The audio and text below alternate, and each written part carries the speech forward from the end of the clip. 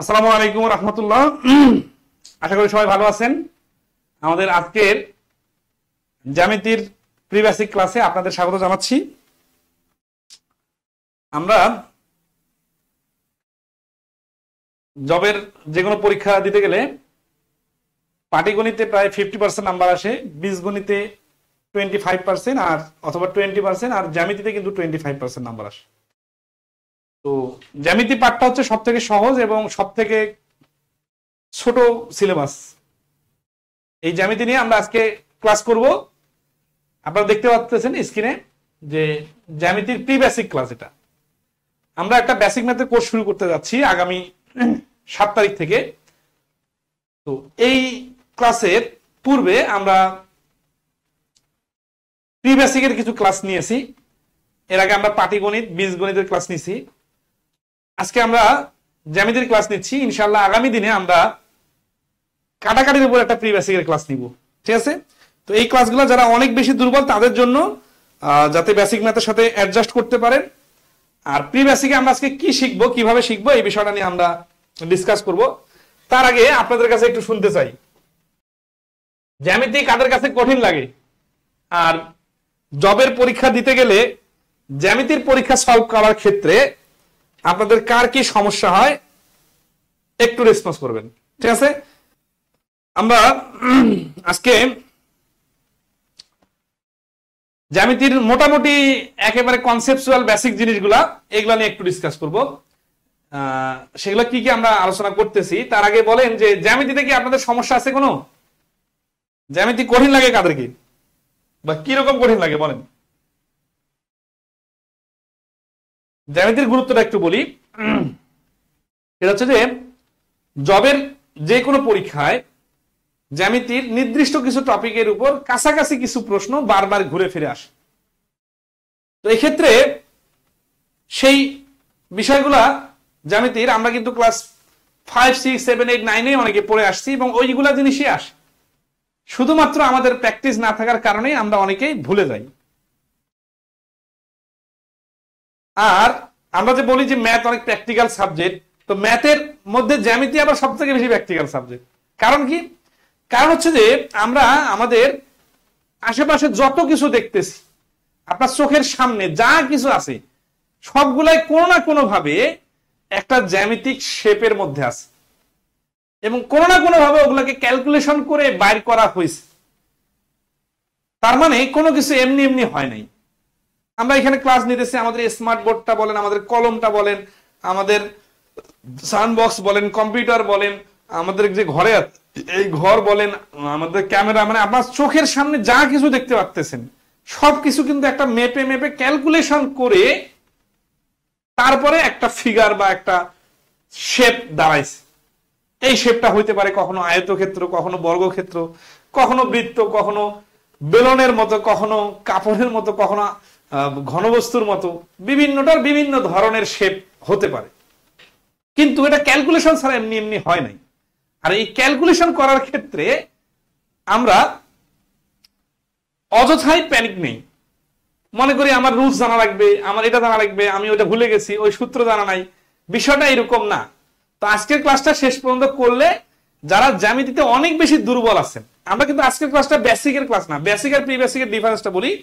Pre বেসিকে আমরা ওই ক্লাসগুলো নিতেছি যেগুলো করলে বেসিকের ক্লাস করার জন্য আমাদের বই থেকে যে কোর্স শুরু হতে যাচ্ছে, এই নতুন কোর্সে কারো যেন সমস্যা না হয়। তো আমরা আজকের ক্লাসের আলোচনার টপিকগুলো আপনাদের সাথে একটু শেয়ার করি, তাহলে আপনারা বুঝবেন। আজকে আমরা দেখব যে জ্যামিতিতে কোন জায়গাগুলোতে একেবারে খুঁটে খুঁটে আলোচনা না করলে সাধারণ আলোচনায় অথবা প্রশ্ন সমাধানের ক্ষেত্রে সমস্যা হয়। এই বিষয়গুলোর কনফিউশন যেগুলো তৈরি হয় ওগুলো আমরা আজকে দূর করে দিব। আপনারা দেখতে পাচ্ছেন এখানে লম্ব ভার্সেস ভূমি, হ্যাঁ, লম্ব ভার্সেস উচ্চতা, মধ্যমা ভার্সেস উচ্চতা, ক্ষেত্রফল ভার্সেস পরিসীমা, পরিধি ভার্সেস ক্ষেত্রফল, এক সূত্রে সব ক্ষেত্রফল, এটা আমরা একটা আলোচনা করব। ক্ষেত্রফল ভার্সেস আয়তন, কর্ণ ভার্সেস অতিভুজ, ব্যাসার্ধ ভার্সেস ব্যাস, আয়তন ভার্সেস সমগ্র পৃষ্ঠতলের ক্ষেত্রফল।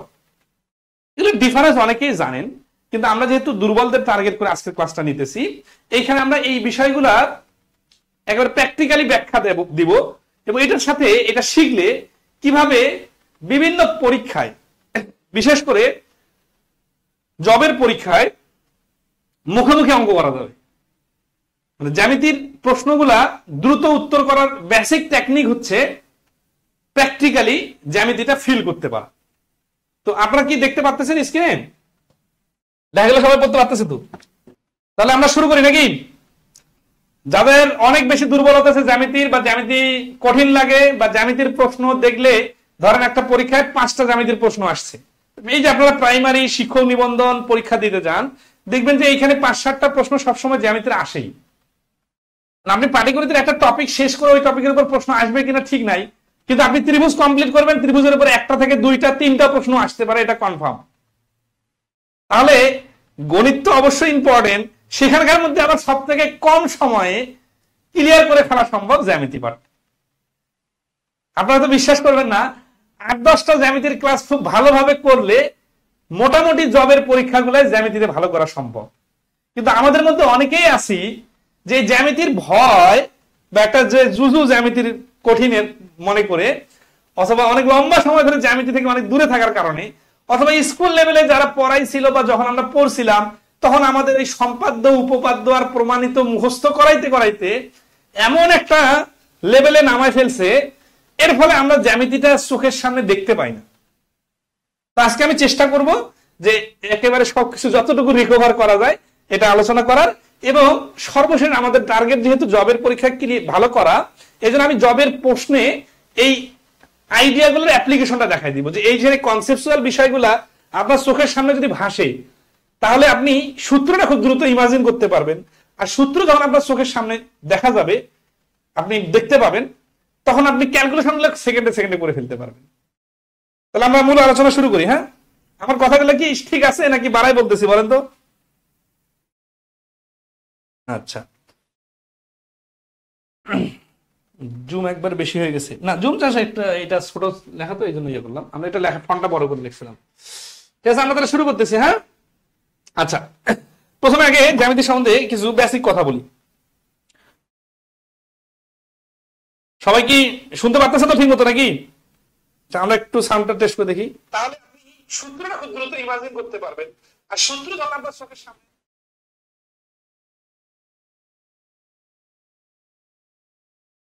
ওকে, হ্যাঁ, সুন্দরভাবে দেখা যাচ্ছে। তো জ্যামিতিটার মানে প্র্যাকটিক্যাল ফিলিংসটা আরো একটু কথা বলি, কারণ অনেকে এত অল্প কথাতে বুঝবেন না।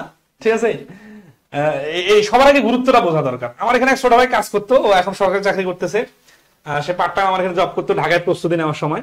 তো সে আর কি ওই আমার সঙ্গে ক্লাসে যাইতো, আমার অফলাইন ক্লাসে। তো সে আমাকে একদিন এসে বাসায় বলতেছে, ভাই যে এই জ্যামিতি যে আমরা এত পড়ি, এই জ্যামিতি কোথায় কাজে লাগে? ঠিক আছে, এই এত এত সূত্র এগুলো দিয়ে আসলে কি হয়?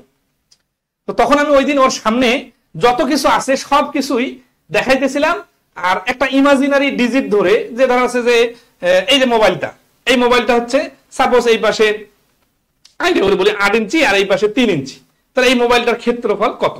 আচ্ছা, এই মোবাইলটা বানাইতে ধরা আছে কতটুকু প্লাস্টিক লাগবে, এটা মেজারমেন্ট হবে কিসের ভিত্তিতে? অবশ্যই এটা দৈর্ঘ্য প্রস্থ উচ্চতা, এটা থিকনেস কত, এটার ওয়েট কত, দেখেন না প্যাকেটে লেখা থাকে, কত সূক্ষ্ম সূক্ষ্ম ভাবে হিসাব হয়। ঠিক আছে, এইখানে যে আমরা এই যে বাটন গুলো ইউজ করি, ঠিক আছে, এবিসি লিখি, এটার সাইজটা কতটুকু হবে, ওই সূক্ষ্ম মাপটাও কিন্তু মেজারমেন্ট করা হয়। তার উপর স্ক্রিনের উপর মানে রেজুলেশন থেকে শুরু করে কত কিছু ক্যালকুলেশন হয়। তা সেটা একেবারে বেসিকেরও অনেক আগের জিনিস আমরা শিখতেছি, যে এই যে মোবাইলটার ক্ষেত্রফল কত। এখন এই মোবাইলটা বানাইতে ধরেন আছে স্টিলের একটা আবরণ দিয়েছে চারপাশ, সাপোজ ওইটা তো আর ক্ষেত্রফল না, ওইটা মানে হচ্ছে পরিসীমা। এখন ওই পরিসীমা আর ক্ষেত্রফলের মধ্যে যদি কনফিউশন থাকে, তাহলে এত প্র্যাকটিক্যাল জিনিসটা বোঝা যাবে, ফিল করা যাবে? যাবে না। তো এইরকম আপনার চোখের সামনে দেখবেন শুধু জ্যামিতি আর জ্যামিতি। একটা জমির চারপাশে দেওয়াল দেওয়া আছে মানে কিন্তু পরিসীমায় আপনি দেখতে পাচ্ছেন। জমিতে আপনি ধরেন আছে যে ভুট্টা লাগাইতে যাবেন, এখন কত কেজি ভুট্টা হলে 1 হাত পর পরে 10 শতক জমিতে ভুট্টা লাগানো যাবে, সেটা আপনি ক্যালকুলেশন করে বাড়ি করতে পারবেন, বাট আপনি এত এইভাবে ফিলে করেন না, তাহলে কি হবে? আচ্ছা, তো এই জন্য আমরা আজকে মোটামুটি যে বিষয়গুলো একেবারে আমাদের মানে একেবারে খুব প্রাইমারি লেভেলের আলোচনা, সেই বিষয়গুলো আমরা ক্লিয়ার করব। ঠিক আছে, এবং দেখেন এইটার সাথে বর্তমান যুগের বা এই যে টেকনোলজির এত বিস্ফোরণ, ঠিক আছে, এই ক্ষেপণাস্ত্র, মিসাইল, এন্টি মিসাইলের কাহিনী, আপনি যখন ফ্লাইটে যাতায়াত করবেন দেখবেন তো ফ্লাইটটা কিভাবে উঠতেছে, কিসের ভিত্তিতে উঠতেছে, এখানে অনেক সায়েন্স টেকনোলজির বিষয় আছে, কিন্তু সবকিছুর সাথে ম্যাথটা কিন্তু সিরিয়াসলি রিলেটেড। এবং এই অধিকাংশ মানে ইনোভেশনের ক্ষেত্রে জ্যামিতির ব্যাপক ব্যবহার। ধরেন বিমানটার পাখাগুলো একটা নির্দিষ্ট অ্যাঙ্গেলে বাঁকা করে না দিলে, ওইভাবে তৈরি না করলে এবং পাইলট ওইভাবে কন্ট্রোল না করলে ওটা তো আকাশের মধ্যে ঘুরতে থাকবে, তাই না? মানে ওটা তো আগাবে না, আবার কোথায় নামতে হবে কোথায় নামা যাবে না, এই সমস্ত কিছু কন্ট্রোল হয় তার একটা ফিগারের মাধ্যমে। এবং এত বড় একটা বিমান তো একবারে তৈরি হয় নাই, ছোট একটা পার্টস, তার পিছনে পার্টস, তার পিছনে পার্টস লাগায় লাগায় লাগায় লাগায় এত বড় করা হয়েছে। এবং প্রত্যেকটা ক্যালকুলেশনে কত সূক্ষ্মভাবে করা হয়েছে। জাস্ট একটা কনসেপচুয়াল বিষয় বলি, এই যে আমরা ধর পানির যে ট্যাপ লাগাই, তো এই পানির ট্যাপ লাগানোর সময় যদি মাপটা 100% অ্যাকুরেট না হইতো সবগুলো ট্যাপের, তাহলে আপনি কি বুঝতেছেন যে একটা নতুন কোম্পানি আপনি দিলেন, ওই কোম্পানির ট্যাপ বানালেন কিন্তু 0.001 ইঞ্চি সিকল, এখন আপনার ওই পাইপ নিয়ে আসে, মানে ওই আপনার ট্যাপটা নিয়ে আসে লাগাইতে গেছে ঢুকে না, তাহলে ওই ট্যাপ চলবে? আপনার ব্যবসা তো লাল বাতি চলে যাবে। তার মানে ক্যালকুলেশন গুলা কতটা সূক্ষ্মভাবে এবং সার্বজনীন ভাবে করা হয় যাতে প্রত্যেকটা জিনিসের অ্যাকুরেসিটা পারফেকশন আসে। ধরেন আছে যে ইউএসবি পোর্টটা যদি সবখানে যদি পারফেক্টলি সুন্দরভাবে না হইতো, এই যে আমাদের সাউন্ড এখন সমস্যা হচ্ছে না, আমরা যখন ক্যামেরায় সাউন্ডটা লাগাইতাম তখন শো শো শো শো শব্দ করতো। কারণ কি? কারণ এটা অনেকদিন ঢোকা বেড়া করতে করতে করতে করতে একটু ঘষা মাজা খাইতে খাইতে একটু মানে সমস্যা হয়ে গেছে, এই জন্য শো শো করতো। এখন ধরেন আমরা অন্যখানে লাগাইছি, ক্লিয়ার হয়ে গেছে। তো এই যে ধরেন আছে যে একটু যদি এই সাউন্ডের জায়গাটা যদি পারফেক্টলি থাকতো তাহলে কিন্তু শব্দ করতো না। তার মানে সামান্য একটা বালু পরিমাণ জায়গার পরিবর্তনের কারণে হিসাবের পুরো ক্লাসটা ভো ভো ভো শব্দ করত। তার মানে বলতেছি কি যে আপনি এই জ্যামিতির সাথে কত সিরিয়াসলি অঙ্গাঙ্গি ভাবে জড়িত। আর সেই জ্যামিতি আপনি যদি মনে করেন যে এখন পরিধি কখন বলে আর পরিসীমা কখন বলে, বা পৃষ্ঠতলের ক্ষেত্রফল বলতে কি বোঝায়, বা ঘনক আর ঘনবস্তুর ডিফারেন্স কি, লম্ব আর ভূমির মধ্যে পার্থক্য কি, উচ্চতার মধ্যমা কি একই জিনিস কিনা, এই রকমের কনফিউশন যদি থাকে তাহলে আমরা মানে কত কম জানি এরকম একটা অবস্থায় আছি। তো যাই হোক আমরা শুরু করি আলোচনা। তাই আমরা হচ্ছে কি আলোচনাটা এইভাবে সাজাইছি, কিছু জিনিস আসলে আমাদের তো বেসিকের ক্লাসেই বলবো, আলোচনা করব। যেমন ধরেন আছে কোন রিলেটেড আলোচনাগুলা, ওগুলা নর্মাল আলোচনাটাই প্রি বেসিকের আলোচনা। এখানে আমরা কি করতে যাচ্ছি, এখানে আমরা প্রি বেসিকের আলোচনাটা করতে যাচ্ছি, ত্রিভুজ থেকে শুরু করতেছি। আচ্ছা দেখেন, লম্ব আর ভূমি এটা নিয়ে খুব কনফিউশন তৈরি হয়। সেটা হচ্ছে যে একটা ত্রিভুজ যখন আমরা অঙ্কন করি, ত্রিভুজের যখন আমরা ক্ষেত্রফল বলি তখন আমরা বলি কি যে হাফ ইন্টু ভূমি গুণন উচ্চতা। আচ্ছা এই হাফ ইন্টু ভূমি গুণন উচ্চতা ত্রিভুজের ক্ষেত্রে যদি ত্রিভুজ সমকোণী ত্রিভুজ হয় তাহলে খেয়াল করেন উচ্চতা মানে তো উপরের দিকে থাকে, তাই না? তাহলে এটা উচ্চতা আর এটা হচ্ছে ভূমি। কিন্তু আমরা যদি বলি লম্ব আর ভূমি, ধরেন সেটা উচ্চতা ঠিক আছে, কিন্তু আমরা যদি লম্ব বলি এই উচ্চতাটাই কিন্তু লম্ব। বাট এই ত্রিভুজটা যদি ধরেন আছে, সাপোজ দেখেন এই যে মোবাইলটা এইভাবে আছে, তাহলে এটা লম্ব, এটা হচ্ছে ভূমি। কিন্তু এই সেম মোবাইলটাকে তো আমি এইভাবেও রাখতে পারি, তাই না? তখন তো আবার এটা ভূমি হয়ে যাবে, এটা লম্ব হয়ে যাবে। কিন্তু এটা তো অতিভুজটা তো ফিক্সড। তার মানে সমকোণী ত্রিভুজের ক্ষেত্রে এই অতিভুজটা সবসময় ফিক্সড, কিন্তু নিচেরটা আর এইটার মধ্যে যে কোনোটাকে, এইটা লম্ব হতে পারে, এটাও হতে পারে, এটা ভূমিও হতে পারে। কারণ আমরা নিচ থেকে যখন দেখতেছি তখন এইটা ভূমি, এটা লম্ব। কিন্তু আমি যদি এখানে দাঁড়ায় থাকি তখন তো এইটাই ভূমি, এটাই লম্ব। তার মানে 90 ডিগ্রি অ্যাঙ্গেলের মধ্যে, অ্যাঙ্গেলের দুই পাশে যে বাহু থাকে যে কোনো একটা ভূমি আর একটা লম্ব বলা যায়। আর অপোজিট পাশে তো এটা অতিভুজ, ঠিক আছে? তার মানে লম্ব ভূমিটা সমকোণী ত্রিভুজে ফিক্সড না, এটা হচ্ছে বেসিক কথা। অনেক সময় দেখা যাচ্ছে লম্ব বাড়ি করতে বললে আপনি ভূমি বাড়ি করে রাখবেন, মনে করবেন যে ভুল হয়েছে, ভুল হয় নাই, ঠিক আছে? হিসাবটা বরাবর হবে। আচ্ছা মানে তার মানে লম্ব আর ভূমি কিন্তু ফিক্সড না, বিশেষ করে ত্রিকোণমিতিতে এই বিষয়টা জানা থাকা দরকার, ঠিক আছে? তারপরে ধরেন আছে যে ত্রিভুজের ক্ষেত্রে এটা বারবার কাজে লাগবে। কিন্তু উচ্চতা বললে এটা কিন্তু এই লম্বটাকেই বোঝাবে, বাট এই পাশ থেকে হিসাব করলে তো এটার উচ্চতা, আবার এই পাশ থেকে হিসাব করলে এটা উচ্চতা হবে। ঠিক আছে, নেক্সট আসি। তাহলে লম্ব আর উচ্চতা কি? এইটা লম্ব আর এটা উচ্চতা এরকম কিন্তু হয় না। ঠিক আছে, যেটা লম্ব ওইটা হচ্ছে উচ্চতা। নেক্সট আসি মধ্যমা ভার্সেস উচ্চতা। ঠিক আছে, আপনারা হয়তো অনেকেই মনে করতে পারেন যে এখানে তো জ্যামিতির ক্যালকুলেশন টাইপের বা অনেকগুলো আলোচনা আছে, ওইগুলা নাই কেন? আমরা তো আসলে ওই আলোচনাগুলো আমাদের মূল ক্লাসেই করব। ঠিক আছে, আমরা এখানে শুধুমাত্র লাইন ধরায় দেওয়ার জন্য যে জায়গাতে কনফিউশন তৈরি হয় সেই বিষয়গুলো ক্লিয়ার করব। মধ্যমা উচ্চতা, একটা ধরেন সমবাহু ত্রিভুজ আছে, তিনটা বাহু সমান, না আমরা ধরে নিতেছি বেসিক জিনিসগুলো, আপনার ডিফিনিশন টাইপের বিষয়গুলো পারেন সেটার ভিত্তিতেই বলতেছি। সমবাহু ত্রিভুজ যদি কেউ না চিনেন তাহলে তাকে তো আবার রিডিং করতে বলতে হবে। তাহলে এই সমবাহু ত্রিভুজের এই শীর্ষ বিন্দু মানে যেই জায়গাটা বিন্দুটা মিলিত হয় এই বিন্দু আর বিপরীত পাশের মধ্যবিন্দু, বাহুর মধ্যবিন্দু যোগ করলে এইটা হচ্ছে মধ্যমা। ঠিক আছে, এখন আসি খেয়াল করে সিরিয়াসলি যে এই সমবাহু ত্রিভুজের মধ্যমা এটাই হচ্ছে উচ্চতা। উচ্চতা জিনিসটা কি? উচ্চতা জিনিসটা হচ্ছে এই শীর্ষ বিন্দু থেকে বিপরীত বাহু পর্যন্ত মানে দূরত্ব, লম্ব দূরত্ব যেটা, সেটাই হচ্ছে উচ্চতা। যেহেতু সমবাহু ত্রিভুজে এই লম্ব দূরত্বটা মিডিলে চলে যায় এই জন্য এটাকে মধ্যমা বলা হয়। এখন ধরেন এটা যদি সমবাহু ত্রিভুজ না হয়ে সমকোণী ত্রিভুজ হয়, তার মানে এই শীর্ষ বিন্দুটা থেকে এই বাহু পর্যন্ত, ভূমি পর্যন্ত লম্ব দূরত্ব হচ্ছে এইটা, তাহলে এটাকেই বলা হচ্ছে উচ্চতা। এখন যদি আমি বিষমবাহু ত্রিভুজ দেখি 8 করি, এরকম মানে সমান না, অসমান, তখন কি হয়? তখন কি এটাকে উচ্চতা বলা যাবে? এটা কি 90 ডিগ্রি অ্যাঙ্গেল হয়েছে? না, 90 ডিগ্রি অ্যাঙ্গেল যেহেতু হয় না, তাহলে এটাকে উচ্চতা বলা যাবে না। উচ্চতা বলতে হবে কি?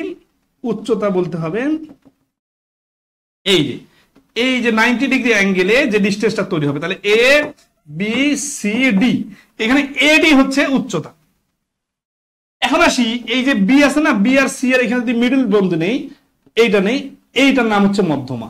সিরিয়ালি খেয়াল করেন মধ্যমা। আর এই যে দেখেন মধ্যমা, তাহলে কি হচ্ছে? আচ্ছা এর নাম দেই ই, তাহলে এই মধ্যমা সমান সমান এ ই,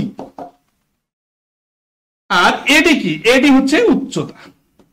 তাহলে 90 ডিগ্রি অ্যাঙ্গেলের ডিসটেন্স তৈরি করলে শীর্ষবিন্দু থেকে বিপরীত পাশের বাহু পর্যন্ত এটা হচ্ছে উচ্চতা, আর শীর্ষবিন্দু থেকে বিপরীত বাহুর মধ্যবিন্দুর যোগফলটাকে বলা হচ্ছে মধ্যমা। কিন্তু সমবাহু ত্রিভুজের যেটা মধ্যমা ওইটাই উচ্চতা। এখন এইখানকার কনফিউশন অন্যখানে লাগাই দেওয়া যাবে না, অন্যখানে কাহিনী একই যে এটা হচ্ছে মধ্যমা আর এটা হচ্ছে উচ্চতা। আমাদের ত্রিভুজের হাফ গুণন ভূমি গুণন উচ্চতার ক্ষেত্রে কিন্তু আমরা এই মাঝখানে এটা ইউজ করি না, আমরা কিন্তু এই লম্ব দূরত্বটাকে ইউজ করি। এটা আমরা বেসিক ক্লাসে দেখব। ঠিক আছে, আচ্ছা সবাই কি মোটামুটি ক্লিয়ার এই পর্যন্ত মধ্যমা আর উচ্চতার ডিফারেন্সটা? হ্যাঁ, ক্লিয়ার হলে একটু ক্লিয়ার লিখে কমেন্ট করেন। আমরা সবথেকে গুরুত্বপূর্ণ বিষয় এখন শিখব, কারণ এই ক্ষেত্রফল আর পরিসীমা এইটার উপর শত শত প্রশ্ন আসে। এই 24 সালের, 23 সালের, 22 সালের প্রশ্ন আমি সমন্বয় করলাম, কয়েক শত প্রশ্ন আসছে যেখানে ক্ষেত্রফল আর পরিসীমা খুব ভালোভাবে জানা দরকার। এবং আরো বেশি ইম্পর্টেন্ট যে এটা যদি প্র্যাকটিক্যালি বোঝা যায় তাহলে কয়েক সেকেন্ডে উত্তর করা যায়। তো এই জন্য আমরা এই ক্ষেত্রফল ভার্সেস পরিসীমাটা খুব ভালোভাবে বুঝবো। এবং দেখেন এটার সাথে রিলেটেড, ঠিক আছে, বেশ কিছু প্রশ্ন আমি আপনাদের এখন সমাধান করে দিব, যাতে আমরা বুঝতে পারেন যে এটার ব্যাপক ব্যবহারটা কিভাবে, যেগুলো এই 24 সালে পরীক্ষার প্রশ্ন এগুলো। আচ্ছা, তো ক্ষেত্রফল এবং পরিসীমা নিয়ে আমরা আলোচনা করব। ঠিক আছে, আসি। এই যে ধরেন ক্ষেত্রফল জিনিসটা কি? ক্ষেত্রফল জিনিসটা হচ্ছে একটা জমি, এই জমিটার দৈর্ঘ্য হচ্ছে 10 ফুট আর প্রস্থ হচ্ছে 5 ফুট, তাহলে জমিটার ক্ষেত্রফল হচ্ছে 5 × 10 = 50। এটা আমরা সবাই পারি, কিন্তু এটা দেখতে কেমন? ধরে এই যে আমাদের বইটা আছে, বইটা মনে করেন একটা কাগজ সামনে, এই যে মাঝখানে পুরো জায়গাটা মিলে কতটুকু জায়গা দখল করছে। এই বইটা ধরেন আছে, মনে করেন বইটা একটা 10 শতক জায়গা, এখানে মোবাইলটা মনে করেন একটা ঘর, এই যে আমি একটা মাঝ বরাবর বাসা ঘর বানাইলাম, তাহলে এই ঘরটা বানাইতে যে এই জমিটার কতটুকু জায়গা নষ্ট হলো অথবা ইউজ হয়ে গেল, যে জায়গাটা ইউজ হলো ওইটা কি? ওটা হচ্ছে এই মোবাইলটা যে জায়গায় বসে আছে, তাহলে যে জায়গায় বসে আছে এইটা হচ্ছে ক্ষেত্রফল। এবং এই জায়গাটা কিন্তু শুধু চারপাশের জায়গা নিচে বিষয়টা এরকম না, মোবাইলটা যতটুকু জায়গা জুড়ে বসে আছে এইটা হচ্ছে ক্ষেত্রফল। ঠিক আছে, তাহলে ক্ষেত্রফলের ক্ষেত্রে দৈর্ঘ্য আর প্রস্থ গুণ করতে হয়।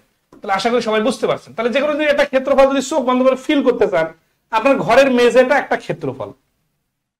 আপনার ঘরের মেঝে আপনি একটা ধরেন আছে যে টেবিল রাখছেন, ওই টেবিলটার একটা ক্ষেত্রফল আছে। তার মানে প্রত্যেকটা জিনিসের আলাদা আলাদা ক্ষেত্রফল আছে, বুঝতে পারছেন? যখন আপনি ছোটখাটো দৈর্ঘ্য প্রস্থ, একটা টাইলস ওটার একটা ক্ষেত্রফল আছে, টাইলসটা যে ঘরে আছে সেই ঘরের একটা ক্ষেত্রফল আছে, ঘরটা আবার একটা বাড়িতে আছে ফ্ল্যাটে 1000 স্কোয়ার ফিট, ওইটা একটা ক্ষেত্রফল, ওই ফ্ল্যাটটা আবার একটা বাসায় আছে, ওইটা একটা ক্ষেত্রফল, ওই বাসাটা আবার একটা জমিতে আছে, ওইটা একটা ক্ষেত্রফল। এইভাবে আপনারা হিসাব করেন না যে বাংলাদেশের ক্ষেত্রফল 1,47,570, এটা আবার থেকে আবার ঢাকা শহরের ক্ষেত্রফল। ঠিক আছে, আবার ধরেন আছে ঢাকার একটা নির্দিষ্ট থানার ক্ষেত্রফল, এইভাবে ছোট ছোট আসে না, বিষয়টা এরকম। তাহলে একটা জায়গা দখল করে যতটুকু এটাকে ক্ষেত্রফল বলা হয়। এখন আসি পরিসীমা জিনিসটা কি। পরিসীমা জিনিসটা হচ্ছে যে এই যে ধরেন আছে আমার একটা জমি আছে, জমিটা হচ্ছে ওই ধরেন আছে 10 আর 5 জমিটাই আছে, 10 5 50 বর্গফুট জমিটা, কিন্তু আমি এই জমিটার চারপাশে দেয়াল দিব।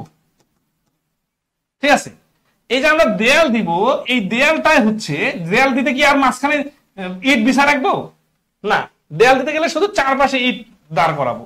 তাহলে এই যে কতটুকু রাস্তা দেওয়াল দিতে হবে, এই যে দেখেন এইখান থেকে আগাইতে হবে 10 ফুট, তারপরে এই পাশে 5 ফুট, তারপরে এই পাশে 10 ফুট, তারপরে আবার 5 ফুট। তার মানে কি হলো 10 5, তারপর আবার 10, তারপর আবার 5। মানে বিষয়টা হচ্ছে এরকম যে আমার কিন্তু এই পাশে পুরো জায়গাটা ঘুরে আসতে হলো। ঠিক আছে, তাহলে এখান থেকে আমি যদি জার্নি শুরু করি 10 5 15, আবার 10 25 35, আর 10 5 40, সরি 10 আর 5 15, 15 আর 10 25, 25 আর 5 30। ঠিক আছে, তাহলে এই যে একবার 10 10 দুইবার, 5 5 দুইবার, এখানে আমি এরকম করে বলি যে দুইবার 10 আর 5 এর যোগফল। এখান থেকে কিন্তু দৈর্ঘ্য পরিসীমার সূত্র বাইর হয় 2 ইন্টু দৈর্ঘ্য প্লাস প্রস্থ। এটা সমান কি 2 ইন্টু 15 সমান 30। কিন্তু এই জিনিসটা প্র্যাকটিক্যালি ফিল করতে হবে যে দুই পাশে চারপাশের যদি দৈর্ঘ্যটা যোগ করা হয় এটাকে পরিসীমা বলা হচ্ছে। তো এখন আসি আমরা আর একটু দেখি।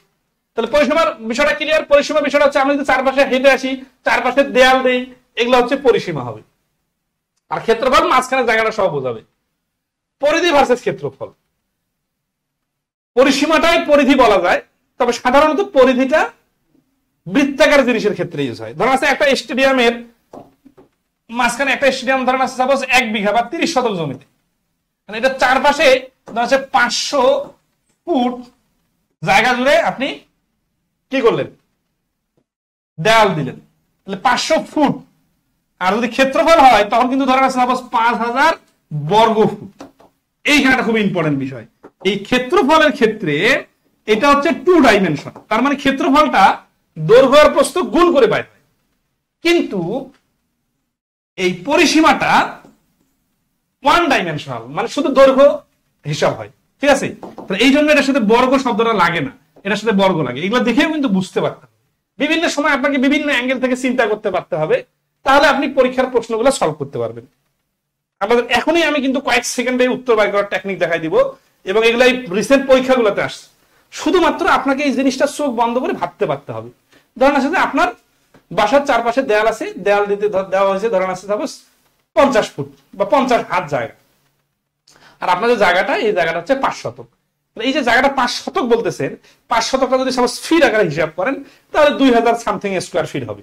তখন কিন্তু স্কোয়ার ফিট বলতে হবে। ক্ষেত্রফলের ক্ষেত্রে বারবার স্কোয়ার বা বর্গ কথাটা আসবে, কিন্তু যখন আপনি চারপাশে দেয়াল দিতেছেন তখন কিন্তু হাত বা মিটার বা ফুট, যা শুধু একটা কথা, বর্গ কথাটা আসবে না, কারণ এটা 1 ডাইমেনশন, মানে শুধু এক পাশে যাবে, এক পাশে হিসাব হবে। আর যখন আপনার ক্ষেত্রফল হবে তখন এক পাশে যাবে, আর এক পাশে হিসাব হওয়ার কারণে দৈর্ঘ্য প্রস্থ গুণ হবে। ঠিক আছে, এইটা হচ্ছে বেসিক। আচ্ছা, এখন আসি আমরা এই যে যতটুকু শিখলাম, এটা যদি প্র্যাকটিক্যালি আমরা ফিল করতে পারি তাহলে কত দ্রুত আমরা কত ধরনের প্রশ্নের অ্যান্সার দিতে পারবো, এটার প্রমাণটা আমরা এখন দেখব। ঠিক আছে, দেখেন এই প্রশ্নটি সবাই ভালোভাবে দেখতে পাচ্ছেন? কথা তো অনেক বললাম তাই না? আসলে বিষয় হচ্ছে কি, এক্সেরিয়া ম্যাথের ক্লাসে কথা শুনলে গল্প মনে হয়, কিন্তু ওইটা যখন অ্যাপ্লিকেশন দেখাই দিব তখন কিন্তু বুঝতে পারবে না। আপনারা সবাই দেখতে পাচ্ছেন তো না? বলছে একটা আয়তক্ষেত্রের পরিসীমা 40 মিটার এবং প্রস্থ 5 মিটার হলে দৈর্ঘ্য কত মিটার। এই টাইপের প্রশ্ন নরমালি আমরা কি করি, নরমালি আমরা দৈর্ঘ্য আমরা জানি পরিসীমা সমান সমান, ঠিক আছে। দেখেন ফর্মালি আমরা যদি ফর্মালি সমাধান করি তাহলে আমরা লিখবো এতটুকু তো সবাই লিখি আমরা 2 × x + y = 40, কারণ পরিসীমার ক্ষেত্রে মান হচ্ছে 40 দেওয়া আছে। যারা একটু বুঝেন, যারা একেবারে বুঝেন না তারা তো এতটুকু বুঝে গেছেন যে পরিসীমা মান হচ্ছে 2 × দৈর্ঘ্য + প্রস্থ = 2। আমরা যদি রিটার্নের জন্য লেখেন তখন তো আরো লেখা লাগে, ধরি দৈর্ঘ্য = x আর প্রস্থ = y। তাহলে 2 এখানে প্রস্থ 5 মিটার দেওয়া আছে, তাহলে x + 5 = 40। তাহলে x + 5 এই 2 দিয়ে কেটে দিলে 20, তাহলে x = 20 - 5 = 15। এতটুকু তো মোটামুটি আমরা সবাই লিখি, তাই না? আচ্ছা, এখন আসি আমরা এখানে কিন্তু খুব বেশি কথা লিখছি, বিষয়টা এরকমও না। কিন্তু আপনি যদি পরিসীমা জিনিসটা ফিল করেন তাহলে এই ধরনের প্রশ্ন আপনার খাতা কলম ছাড়া অ্যান্সার দেওয়া যাবে। ফিল করা বিষয়টা কি বুঝতে পারছেন? ফিল করা মানে হচ্ছে কি যে ওটা দেখেন না, আপনার কিছু জিনিস আপনার বানান ধরলে আপনি না দেখে মুখস্থ বলে দিতে পারেন, মানে এটা পড়তে পড়তে এত অভ্যস্ত হয়ে যায় যে এমনিতে বার হয়ে যায়। ধরা হচ্ছে সূরা ফাতিহাটা যদি কাউকে বলতে বলা হয় নরমালি, কোনো কি সংকোচ নিয়ে কেউ বলবেন নাকি একেবারে এমনিতেই মুখে চলে আসবে, মানে ভুল করতে চাইলে ইচ্ছা করে ভুল হবে না, এমন লেভেলে সূরা ফাতিহাটা অনেকের মুখস্থ আছে, সবারই প্রায়। তো বিষয়টা এরকম যে যত বেশি আপনি হৃদয়ঙ্গম করতে পারবেন তত বেশি আপনার চোখে ভাসবে এবং তত দ্রুত অ্যান্সার বাইর হবে। কিরকম দেখেন, এখানে যখনই বলতেছে পরিসীমা 40 মিটার, এখানে আমরা 2 × x + y এ যাবো না, আমরা একটু লজিক্যালি ভাববো। হ্যাঁ, এটা গেলাম 1, এইটা মিলে হচ্ছে একটা অংশ, মানে এখান থেকে ধরেন আছে সাপোজ a থেকে b আর c, এই a থেকে c পর্যন্ত একটা অংশ আর c থেকে a পর্যন্ত একটা অংশ। খেয়াল করেন পরিসীমাটা 2 দিয়ে কেন গুণ হয় বলেন তো? কারণ এইখান থেকে যে একটা পদ আছে এই পদটা সেম পদ এইটা, তাহলে আমরা যদি দেখি যে 40 হচ্ছে পরিসীমা, তাহলে আমরা এখান থেকে বলতে পারি দৈর্ঘ্য প্রস্থের যোগফল হচ্ছে 20। এই যে জিনিসটা খুবই ইম্পর্টেন্ট যে পরিসীমা যতই হোক তার অর্ধেক হবে দৈর্ঘ্য প্রস্থের যোগফল। তার মানে এই অংশটা আর এই অংশটা যোগ করলে 20 হবে। এখন এই 20-এর মধ্যে কি কি আছে? দৈর্ঘ্য আছে, প্রস্থ আছে। আমাদের এখানে বলা আছে প্রস্থ 5 মিটার, তাহলে দৈর্ঘ্যটা কত হবে?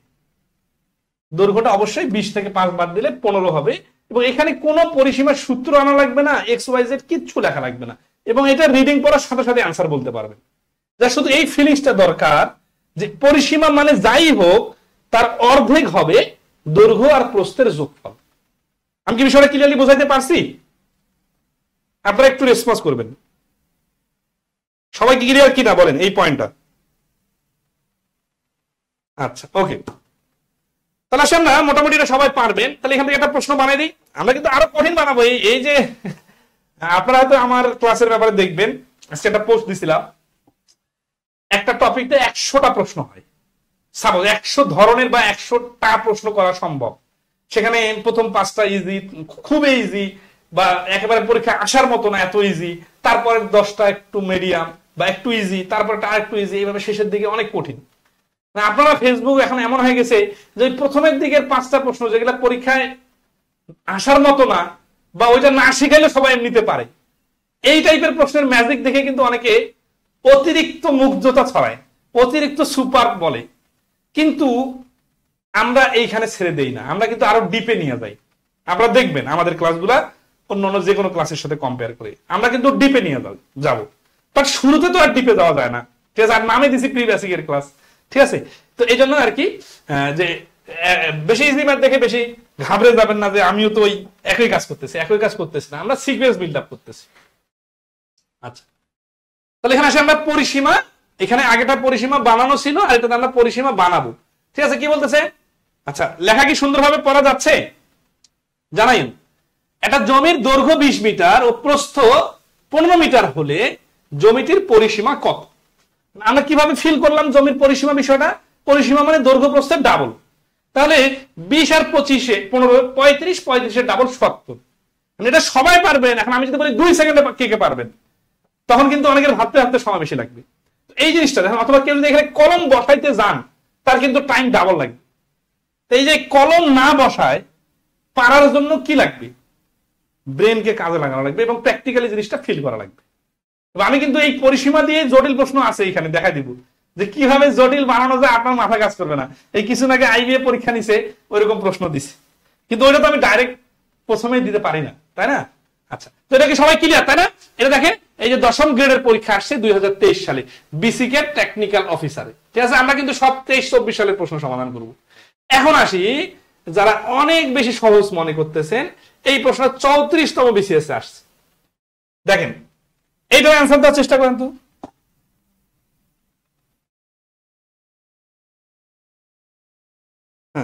আমাদের বইয়ের সমাধান করলে দেখবেন, আমাদের বই আমি আজকে হিসাব করে দেখলাম প্রায় 5,500 ম্যাথ ছিল। 5,500 ম্যাথ বাংলাদেশের কোন বইয়ে তেমন খুঁজে পাবেন না আপনারা, ঠিক আছে? এবং এত সুন্দরভাবে সিকুয়েন্স করা ছিল 6 এডিশনের বইয়ে। তো এই যে আমরা 7 এডিশনের বই বাড়ি করতেছি আরো কয়েক গুণ বেটার ভাবে, ঠিক আছে? সেটা কয়েকদিনের মধ্যে আমি পিডিএফ দিয়ে দেবো, এই সপ্তাহে দিয়ে দেবো ইনশাল্লাহ। তো আসি, পিডিএফ থেকে আপনারা টপিকগুলো মিলাই নেবেন। একটা আয়তাকার ঘরের মেঝে, এই যে একটা দেখতেছিলেন না, অনেক বেশি ইজি হয়ে যাচ্ছে অঙ্কগুলা। ভাই ইজিটা থেকে কিভাবে কঠিন হতে পারে, এবং আমরা কিন্তু বানাই বলি না যেটা কঠিন করেন, পরীক্ষা আসছে। তো বলছে যে মেজের ক্ষেত্রফল 192 বর্গ মিটার। ক্ষেত্রফল দেখে বোঝাচ্ছে এক্স ওয়াই দুটা গুণ করে 192। মেজের দৈর্ঘ্য 4 মিটার কমালে ও প্রস্থ 4 মিটার বাড়ালে ক্ষেত্রফল অপরিবর্তিত থাকে। তাহলে এই যে এক্স তো আমরা ধরছি দৈর্ঘ্য, আর এটা প্রস্থ, তাই না? এটা দৈর্ঘ্য আর এটা হচ্ছে প্রস্থ। তাহলে মেজের দৈর্ঘ্য 4 মিটার কমালে তার মানে এক্স মাইনাস 4, আর প্রস্থ 4 মিটার বাড়ালে তার মানে ওয়াই প্লাস 4। ক্ষেত্রফল অপরিবর্তিত থাকে মানে 192 থাকে। তার মানে এইটা হচ্ছে প্রথম শর্ত আর এটা হচ্ছে দ্বিতীয় শর্ত। মানে এই দুটো সমীকরণ সমাধান করতে যান, দেখেন আপনার পরীক্ষার হলে টাইম 10টা অঙ্কের সময় এই একাই খেয়ে ফেলবে। তাহলে এমসিকিউ পরীক্ষায় তো এই প্রশ্নটা 34তম বিসিএস আসছে, বিসিএস থেকেই পরবর্তীতে 17তম শিক্ষক নিবন্ধনে আসছে। তো এখন শিক্ষক নিবন্ধনের প্রশ্ন যে হয় 100টা, সেখানে যে 25টা বা ম্যাথ থাকে, সরি কখনো 20টা থাকে, কখনো 25টা থাকে। তো এই যে ম্যাথগুলো এতগুলো থাকে, এখানে একটা প্রশ্নে 2-3 মিনিট সময় দিলে হবে? আবার এটা মুখস্থ করবেন কি উত্তর? মুখস্থ করলে কাজ হবে? হবে না। তাহলে এটা কিভাবে করলে দ্রুত পারা যাবে? আবার রিটার্ন আসলে পারা যাবে। তো আসি, এটা কিভাবে করলে দ্রুত পারা যাবে, এটার যে বেসিকটা সেটা কিন্তু ওই পরিসীমার সূত্র জানা। এই পরিসীমা কিভাবে কাজ করবে এখানে সেটা আমরা দেখব, ঠিক আছে? খেয়াল করেন যে 192 বর্গমিটার হচ্ছে ক্ষেত্রফল, ঠিক আছে না? আচ্ছা, এখন দেখেন যে কোনো জিনিস প্র্যাকটিক্যালি ভাবতে পারলে কত সহজে করা যায়, এই জিনিসটা আমরা দেখব। এটা একটা দৈর্ঘ্য আছে, একটা প্রস্থ আছে। দৈর্ঘ্য প্রস্থ কমানোর পরে, দৈর্ঘ্য কমালে প্রস্থ বাড়ালে অপরিবর্তিত থাকে। তার মানে বিষয়টা কি এইরকম না যে আগের ক্ষেত্রফল আছে 192, এটা হচ্ছে দৈর্ঘ্য, এই দৈর্ঘ্যটা আমি 4 কমাই দিলাম। আচ্ছা শুরু করতেছি, হ্যাঁ? দেখেন সেটা হচ্ছে যে একটা আয়তাকার ঘরের মেঝের ক্ষেত্রফল 192 বর্গ মিটার, এটা কিন্তু ক্ষেত্রফল। তার মানে এক্স ওয়াই আমরা ধরছি, দৈর্ঘ্য এক্স, প্রস্থ ওয়াই। মেঝের দৈর্ঘ্য 4 মিটার কমালে ও প্রস্থ 4 মিটার বাড়ালে, তার মানে আগে একটা দৈর্ঘ্য প্রস্থ ছিল। কত দৈর্ঘ্য কত প্রস্থ ফিক্সড জানি না, কিন্তু একটা হচ্ছে দৈর্ঘ্য ছিল ধরি এক্স, প্রস্থ ছিল ধরি ওয়াই, ঠিক আছে? তো এখন দৈর্ঘ্য 4 মিটার কমালে মানে দৈর্ঘ্যটা যতটুকু আছে ওইটা একটু কমাবো, কতটুকু? 4 কমাবো। কমালে তো একটু ছোট হয়ে যাবে, তাই না? আর কি বলছে প্রস্থ 4 মিটার বাড়ালে, মানে প্রস্থ আগে যা ছিল এটা প্রস্থ ছিল, এটা আবার 4 মিটার বাড়াবো। তার মানে ওই পাশে যে 4 মিটার কমাইলাম ওইটা এই পাশে বাড়াবো। বাড়ানোর ফলে ক্ষেত্রফল সমান সমান থাকতে পারে, আবার কম বেশিও হতে পারে। এখন দেখেন এখানে প্রশ্নে বলা আছে যে ক্ষেত্রফল অপরিবর্তিত থাকে। অপরিবর্তিত থাকে মানে কি? থাকে মানে বিষয়টা এইরকম, একটু প্র্যাকটিক্যালি দেখেন যে এইখানে যে মোবাইলটা আছে, এই মোবাইলের এই মাথার অংশটা যদি আমি একটু কাটি, কেটে যদি এইখানে আমি বসাই দেই, তাহলে এই মোবাইলটা কিন্তু এইরকম হয়ে দাঁড়াবে এবং সেম মোবাইল হবে। কেন? কারণ ক্ষেত্রফল তো দুই জায়গায় সেম। তার মানে আসলে একটা জিনিসই বোঝাচ্ছে, জাস্ট ওই পাশে না থেকে এই পাশে হবে। মানে একটা ইট মনে করেন যে এটা ইট ছিল, ইটটা পরে দাঁড় করায় রাখানো হয়েছে, অথবা ইটের সাইডটা কেটে এনে ওর উপরে বসায় দেওয়া হয়েছে। জিনিসটা হুবহু একই রকম। আমি অঙ্কের সাথে কিভাবে রিলেট করবো? আচ্ছা, যদি সমীকরণ সাজাই তাহলে এক্স ওয়াই গুণ করে ইকুয়াল টু 192 আর এক্স মাইনাস 4 মানে দৈর্ঘ্য 4 কমে গেল, প্রস্থ 4 বাড়লো, তাহলে নতুন দৈর্ঘ্য নতুন প্রস্থ, এইটা গুণ করলে 192 থাকবে, আগে 192 এখন 192, কারণ অপরিবর্তিত বলছে। এই ধরে সমীকরণ সমাধান করতে করতে অনেক বইয়ে দেখবেন হাফ পৃষ্ঠা ধরে সমাধান করছে। এমসিকিউ পরীক্ষা এত সময় পাবেন? পাবেন না। এই জন্য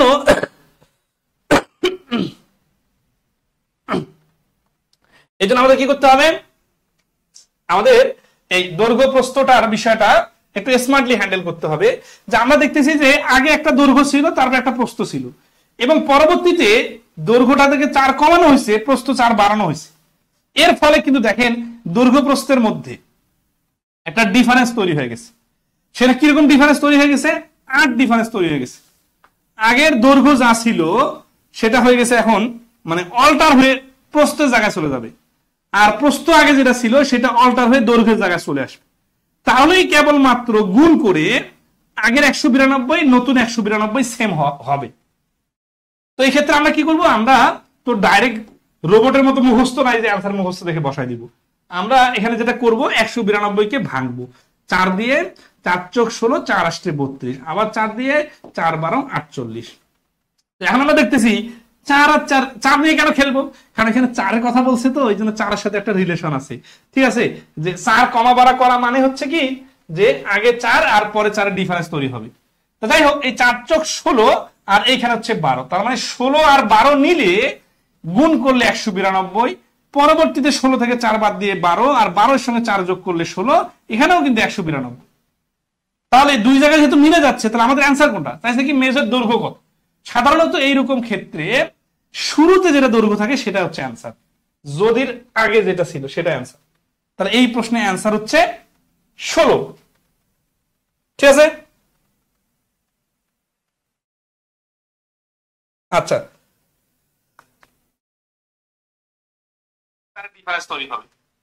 সবাই কি এখন ক্লিয়ার?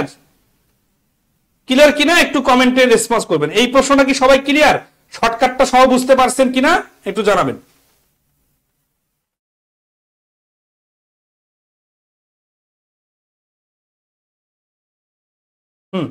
তাহলে 16 হচ্ছে অ্যান্সার। আবার দেখেন অপশন কিন্তু আপনাকে হেল্প করবে, বুঝতে পারছেন? তাহলে এই পুরো জিনিসটার জন্য কিন্তু আমাদের এই শেপটা এবং এটার পরিসীমা এবং ক্ষেত্রফল রিলেটেড বেসিক জিনিসটা খুব সিরিয়াসলি ফিল করা দরকার, না হলে এমনি এমনি আপনার আইডিয়া মাথায় আসবে না। অথচ বিষয়টা কিন্তু অনেক জটিল না, অনেক ছোটবেলার পড়া, জাস্ট একটু ডিপলি এবং প্র্যাকটিক্যালি বোঝা দরকার। রোবটের মতো 2 ইন্টু দৈর্ঘ্য প্লাস প্রস্থ এইভাবে মুখস্থ করা বাদ দিতে হবে। প্র্যাকটিক্যালি বুঝলে মুখস্থটা অটোমেটিক্যালি খেয়াল থাকবে। ঠিক আছে, আচ্ছা, এই তো ক্লিয়ার সবাই, তাই না? আচ্ছা দেখেন আমরা কিন্তু কোথায় আছি বলেন তো? আমরা কিন্তু ক্ষেত্রফল আর পরিসীমার মধ্যেই আছি, এবং আমরা দেখেন এখানে আরো অনেক প্রশ্ন দেখাইতে পারবো। তো এখন আজকে সব দেখালে তো হবে না, তাই না? আর একটা দেখা যায়, সেটা হচ্ছে যে এই যে দেখেন কিছুদিন আগে সাধারণ বীমা জুনিয়র অফিসারে 2024 এই প্রশ্নটা আসছে। এই প্রশ্নটা অনেকের কাছে অনেক কঠিন মনে হয়েছে, 10ম গ্রেডের পরীক্ষার প্রশ্ন। এটা আইবে নিছে 2024 সালে, মানে কিছুদিন আগে, এই যে নভেম্বর মাসে পরীক্ষাটা হয়েছে। তো দেখেন এখানে কি খেলাটা খেলছে, জিনিস কিন্তু একটাই, আমরা কিন্তু ক্ষেত্রফল আর পরিসীমার ভেতরে আছি না। প্রশ্ন 4 আছে দেখে 4 দিয়ে ভাগ করলাম না, আমরা 2 দিয়েও ভাগ করতাম, কিন্তু ওই ভাগ করার ক্ষেত্রে ভাঙাভাঙিটাও একটু স্মার্ট হইতে হবে। ঠিক আছে, আচ্ছা, তো আসলে আয়তক্ষেত্র এ এর পরিধি, এই যে এখানে পরিধি বলছে না, পরিধি মানে তখন বুঝে নিতে হবে যে আয়তক্ষেত্রের পরিধি মানে যা, পরিসীমা মানে তা। ঠিক আছে, পরিধি 200 মিটার এবং আয়তক্ষেত্র বি এর দৈর্ঘ্য আয়তক্ষেত্র এ এর দৈর্ঘ্যের চেয়ে 10 মিটার কম। আচ্ছা, এইরকম প্রশ্ন যখন বলবে 2-3টা চিত্রের মধ্যে কম্পেয়ার, তখন চিত্রগুলো পাশাপাশি 8 করে তুলনা করতে হবে। ঠিক আছে,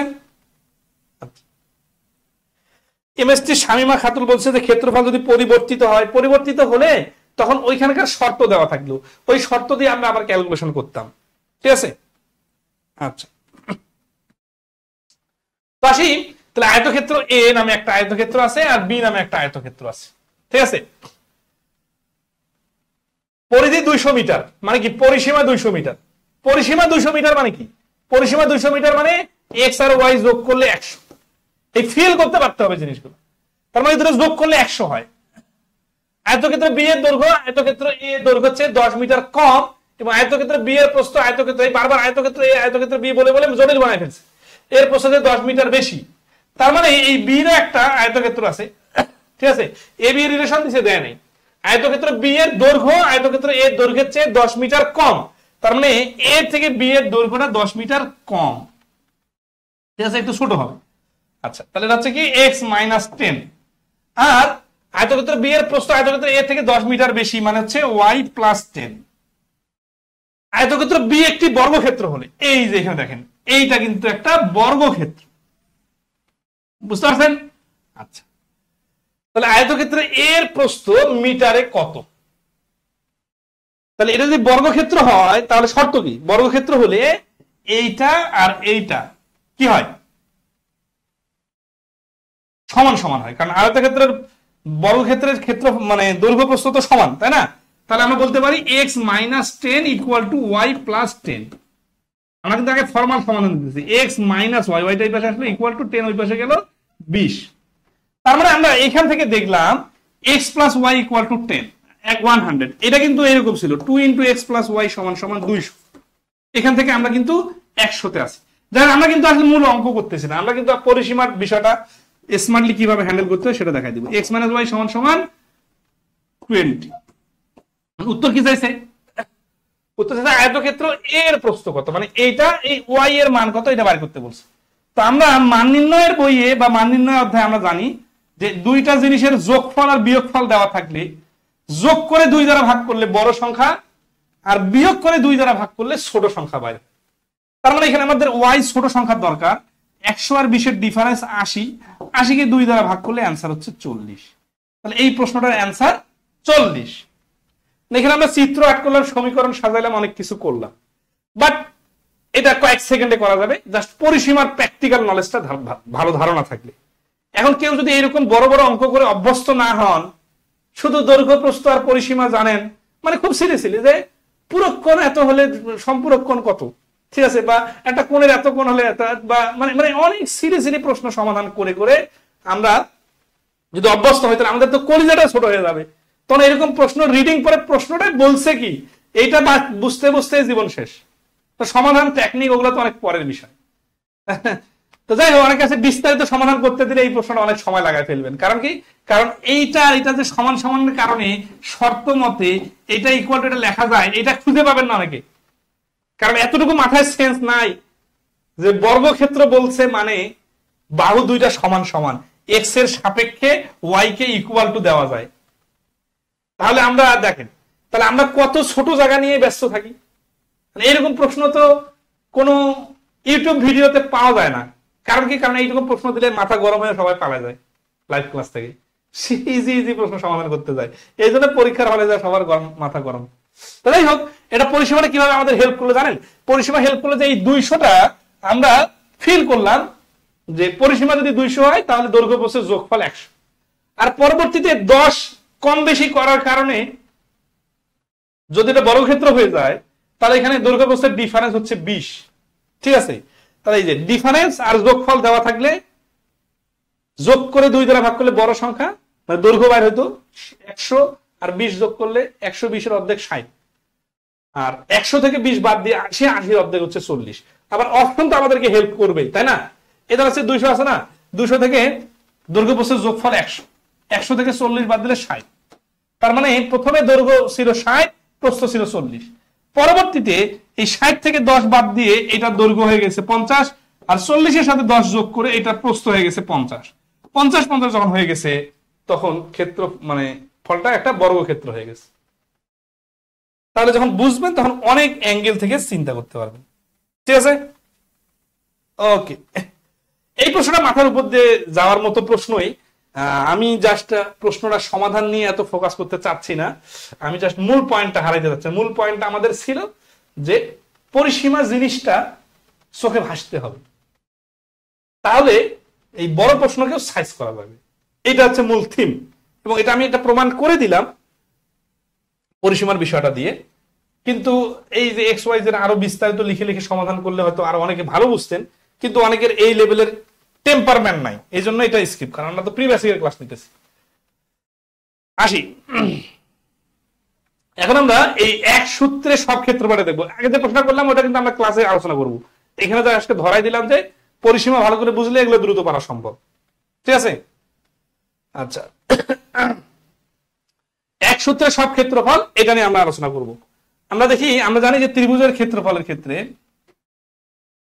এই যে একটা সমকোণী ত্রিভুজ, এইটার ক্ষেত্রফল আর ওই সমকোণী ত্রিভুজটার যদি আমরা এইখানে একটা ত্রিভুজ লাগাতে, এটা কিন্তু একটা আয়তক্ষেত্র হয়ে যাবে এরকম।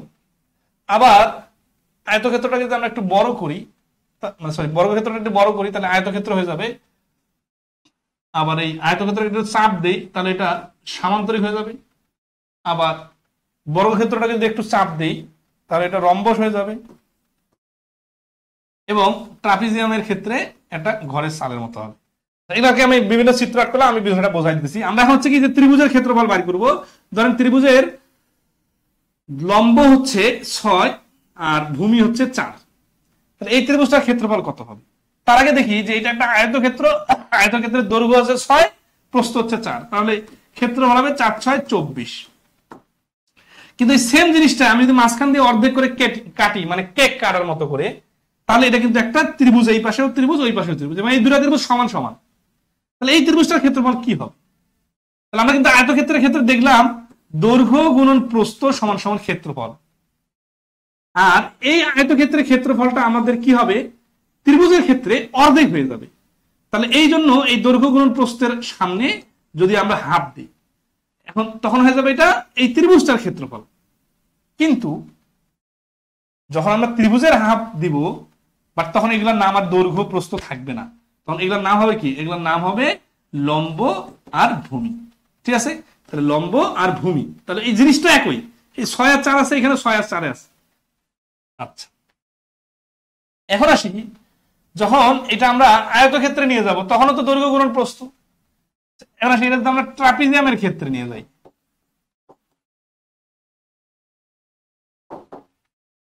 ট্রাপিজিয়ামের ক্ষেত্রে যখন আনবো, তখন দেখেন এই ট্রাপিজিয়ামের ক্ষেত্রে কি হয়? সমান্তরাল দুটো বাহু থাকে, ধরেন এটা 10, এটা হচ্ছে 8, আর এইটা লম্ব ডিস্টেন্স হচ্ছে 4।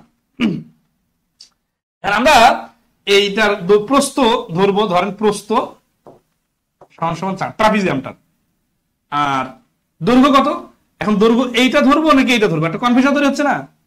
তো কনফিউশন তৈরি না করার জন্য ধরেন আছে এ বি সি ডি আছে না, আমরা তখন কি করবো? এ বি আর এই সি ডি এর গড় বাড়ি করবো। গড় বাড়ি করার সিস্টেমটা কি হবে? 10 আর 8 18, 18 অর্ধেক হচ্ছে 9, মানে এই মাঝামাঝি নিব। দেখেন জমি যখন মাপে তখন গড় করে না, এক পাশে অনেক বড় এক পাশে ছোট হলে দুইটা মাঝামাঝি করে। এইখানে এই যে মাঝখানের সরলরেখাটা, এটা হচ্ছে 9। তার মানে বিষয় যদি আমরা বলি যে এইখানে এই জমিটার প্রস্থ হচ্ছে 4 আর দৈর্ঘ্য হচ্ছে 9, তাহলে ভুল হবে না। তাহলে এই 4 আর 9 গুণ করলে 36, তার মানে দৈর্ঘ্য আর প্রস্থ গুণ করলে ক্ষেত্রফল চলে আসতেছে। কিন্তু এখানে দৈর্ঘ্য প্রস্থ ডাইরেক্ট দেওয়া ছিল না, আমাদের এই দুইটা বাহুর লম্ব দূরত্ব দেওয়া ছিল 4, এটাকে আমরা প্রস্থ ধরছি, আর দুইটা বাহু দেওয়া ছিল, ওইটা থেকে আমরা গড় বানাইছি। তাহলে দেখেন এই যে 9 আনলাম না, এই 9টা কিভাবে আনলাম?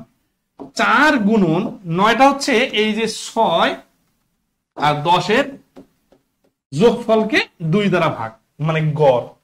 তার মানে 4, এখন আসি এই 2টাকে তো আমরা শুরুতে হাফ দিতে পারি, তাই না? তাহলে হাফ গুণন উচ্চতা, উচ্চতা হচ্ছে 4 গুণন সমান্তরাল বাহুদ্বয়ের যোগফল। এই যে ট্রাপিজিয়ামের ক্ষেত্রফলের ক্ষেত্রে যে সূত্রটা আমরা জানি, ট্রাপিজিয়ামের সূত্রফল ক্ষেত্রে যে সূত্রটা জানি, সেটা হচ্ছে হাফ গুণন উচ্চতা। এই উচ্চতা মানেই হচ্ছে কিন্তু ওই যে লম্ব দূরত্ব গুণন সমান্তরাল, এই সমান্তরাল বাহুদ্বয়। এখানে কিন্তু গুণফল না, এখানে কিন্তু যোগফল। কেন যোগফল? এটাই অনেকে উল্টাপাল্টা করে। অনেকে যদি মনে করে যে এখানে গুণ দিয়ে দেই, এই যে 6 গুণন 10, তাহলে কিন্তু ভুল হবে। এখানে কিন্তু যোগ আসলে কেন যোগ হয়? গড় বাড়ি করার জন্য। বুঝতে পারছেন? আচ্ছা, ওকে, সবাই কি এই পর্যন্ত ক্লিয়ার যে 4 আর 9 কেন গুণ হলো? 9 কে পাইলাম কোথায়? 8 আর 10 কে গড় করে 9 বাই করছে। গড় করার স্টাইল কি? গড় করার স্টাইল হচ্ছে যোগ করে 2 দ্বারা ভাগ। মানে এই 2 কে আবার বীজগণিতের স্টাইলে শুরুতে হাফ নিয়ে আসতে হয়। যেমন আমরা দেখেন এই দৈর্ঘ্য গুণন প্রস্থকে 2 দ্বারা ভাগ করলে কিন্তু ত্রিভুজের ক্ষেত্রফল পাই। মানে এই 2 কে গুণ না করে শুরুতে হাফ নিতে হবে। জ্যামিতির সূত্রগুলা এই হাফ হাফের যত সূত্র আছে দেখবেন ওই ভাগ করা জিনিসটাকে সামনে নিয়ে আসে হাফ বানাইছে, ঠিক আছে। আচ্ছা, আর সামান্তরিকের ক্ষেত্রে কি হয়? সামান্তরিকের ক্ষেত্রে এই দৈর্ঘ্য ঠিক আছে, এই বেসটা দৈর্ঘ্য, কিন্তু প্রস্থের ক্ষেত্রে এই বাঁকা অংশটাকে প্রস্থ বলা যাবে না, কারণ আমরা শিখছি কি যে প্রস্থের ক্ষেত্রে এই যে লম্ব দূরত্ব আছে যেটা, সেই অংশটাকে নিতে হবে। এইটাকে যখন সামান্তরিকের ক্ষেত্রে বলা হয় উচ্চতা।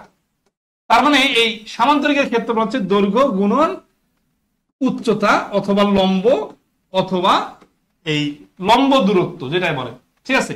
আচ্ছা, তাহলে এই দৈর্ঘ্য গুণন প্রস্থই তো কাহিনীও সেম, যে দৈর্ঘ্য গুণন প্রস্থই বোঝাচ্ছে। কারণটা কি দেখেন, যে এইটাকে যদি আমি একটা আয়তক্ষেত্রের মতো কাটি আর এই রুটির মানে কেকের টুকরাটা নিয়ে আসে এইখানে বসাই দেই, তাহলে এটাও কিন্তু একটা আয়তক্ষেত্র হয়ে যাবে। খেয়াল করেন, দেখেন তো এটা আয়তক্ষেত্র হয়ে গেছে না? আয়তক্ষেত্রের দৈর্ঘ্যটা কত? সামান্তরিকের দৈর্ঘ্য যেটা ছিল, তাই না, এই সামান্তরিকের যে দৈর্ঘ্য ছিল ওইটা কিন্তু আয়তক্ষেত্রেরও দৈর্ঘ্য। তাহলে এই যে দৈর্ঘ্য, আয়তক্ষেত্রটা প্রস্থ কত? এই প্রস্থ কিন্তু এই সামান্তরিকের এই প্রস্থটা না, এই লম্ব দূরত্ব যেটা এখান থেকে লম্ব দূরত্ব যেটা ছিল ওইটা হচ্ছে আয়তক্ষেত্রের প্রস্থ। আয়তক্ষেত্রের যেটা প্রস্থ ওইটা সামান্তরিকের হচ্ছে উচ্চতা। তাহলে এখানে কিন্তু দৈর্ঘ্য গুণন প্রস্থর খেলাটাই হচ্ছে, ঠিক আছে। এগুলো নিয়ে আমরা কিন্তু আরো বিস্তারিত আলোচনা করব।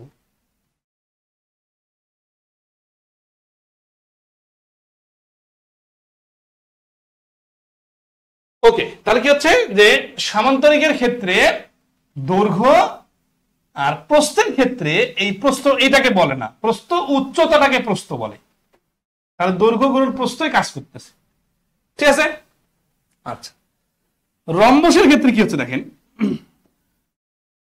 রম্বসের ক্ষেত্রে এটা একটা আমাদের ব্যাখ্যা আছে, আমি এটা কেটে কেটে এক্সপেরিমেন্টটা দেখাই দিছি। এই যে কর্ণ আছে না, এই কাগজটা নিয়ে আসে এইখানে বসালে, এই কাগজটা নিয়ে আসে এইখানে বসালে এটা একটা ত্রিভুজ তৈরি হয় এবং সমকোণী ত্রিভুজ তৈরি হয়। এই সমকোণী ত্রিভুজের এই অংশটা এই কর্ণটা হচ্ছে একটা দৈর্ঘ্য, মানে লম্ব অথবা ভূমি যেটা মনে করেন, আর এই রম্বসের এই অংশটা হচ্ছে এইখানকার লম্ব। তার মানে লম্ব আর ভূমি, কিন্তু এই রম্বসটা কাটলে যে লম্ব আর ভূমি তৈরি হয় ওটা তো ত্রিভুজের লম্ব ভূমি তৈরি হয়। তাহলে এই জন্য শুরুতে হাফ, তার মানে রম্বসটাকে 4টা টুকরা করে বাকি 2টা কাগজ রিপ্লেস করলে, ঠিক আছে, এটা একটা সমকোণী ত্রিভুজে কনভার্ট হয়। এই সমকোণী ত্রিভুজে যেহেতু কনভার্ট হয়, তাহলে এটার ক্ষেত্রফলটা হবে হাফ গুণন ভূমি গুণন উচ্চতা বা লম্ব গুণন ভূমি অথবা যাই বলেন, কোনো সমস্যা নাই। তাহলে ক্ষেত্রফলটা ওই ত্রিভুজের ক্ষেত্রফলের মতো। তাহলে দৈর্ঘ্য গুণন প্রস্থ দিয়েই কিন্তু মোটামুটি সবগুলা ক্ষেত্রফলে আসতেছে, বাট কোনটা ভিন্ন চিত্র সেটার জন্য ভিন্ন নাম, এই নামে জানতে হবে, ঠিক আছে। ওকে,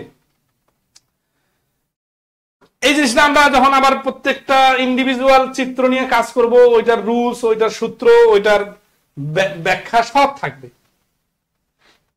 এখন আসি, দেখেন এই যে 5 নম্বর প্রশ্ন বলছে যে ত্রিভুজের একটা ত্রিভুজাকার ভূমির দৈর্ঘ্য 6 মিটার, উচ্চতা 4 মিটার, ত্রিভুজাকার ক্ষেত্রটির ক্ষেত্রফল কত?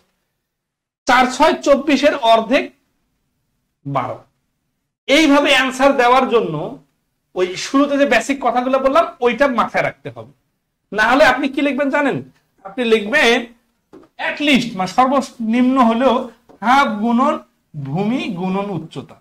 আর আমি কি করলাম, আমি লেখালেখি ছাড়াই মুখে মুখে বলে দিলাম 24 অর্ধেক 12।